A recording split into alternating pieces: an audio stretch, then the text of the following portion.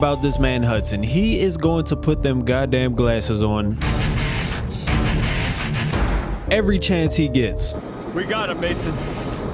Jokes aside, Hudson established his career as a CIA agent after being handed one of his most difficult assignments. In Black Ops 1, Hudson is trying to retrieve the broadcast station numbers from a brainwashed Alex Mason. With the possible release of the Nova 6 chemical in every state capital in the country, Hudson has his interrogation work cut out for him. The question is though, why would Hudson do all of this work and then turn his back on Alex Mason and Frank Woods? Take the headshot. Well, the truth is there's a little bit more to it, and Hudson did not really have much of a choice. Let's take this back to Afghanistan, where Mason and Woods are supplying weapons to the Mujahideen in exchange for vital intel on Menendez's location. After encountering and then tying up Kravchenko, we hear a very important line that's repeated throughout this campaign.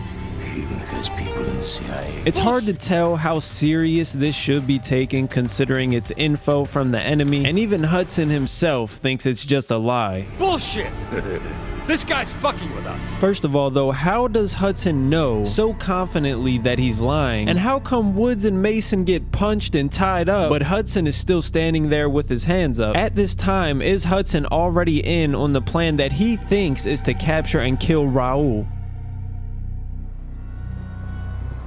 Intel checks out. It's Raul Menendez. Frank Woods, unlike Hudson, is here to kill. Let's not fuck around here, boys. Let's smoke this bastard.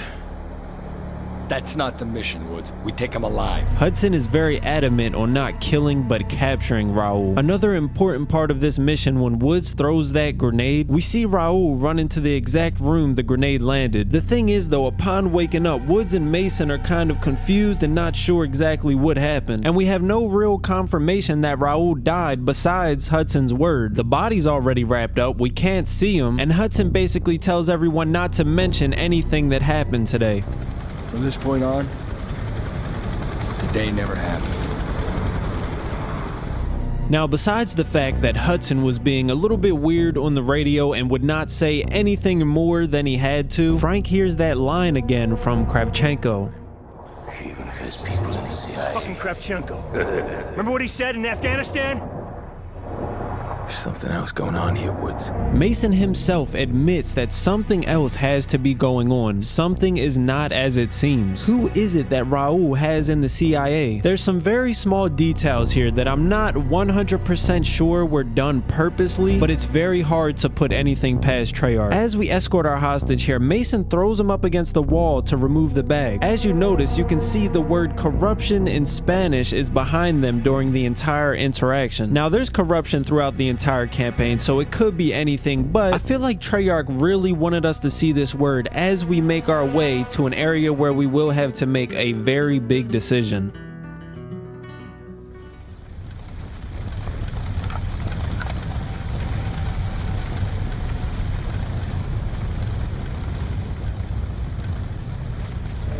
We are now heading up an elevator onto a roof where we will take our final steps before an entire story-changing decision. I may be going a little bit crazy, but that is a picture of two goddamn parrots before we walk out the door. The parrot is supposed to be a symbol of communication, individuality, and the power of mimicry. This is the art of imitating someone or something. Was that done on purpose? I have no idea. Up until this point, Hudson has become very confusing. He is not being himself over the radio. Hudson was not beat up and tied up in Afghanistan. Somehow Raul survived the grenade and Hudson did not want anyone to speak of the incident ever again. Every time we turn a corner, we see corruption. Kravchenko is telling us Raul has people in the CIA. Let's not forget that CIA documents were at Raul's mansion. And Pizza Face somehow is always with us, giving us that freaky ass smirk. Why in the hell would we get on a roof with a sniper and take a shot at a man with a bag on his head? And why the hell does Hudson keep telling us it has to be a headshot? Shoot him in the fucking head! No!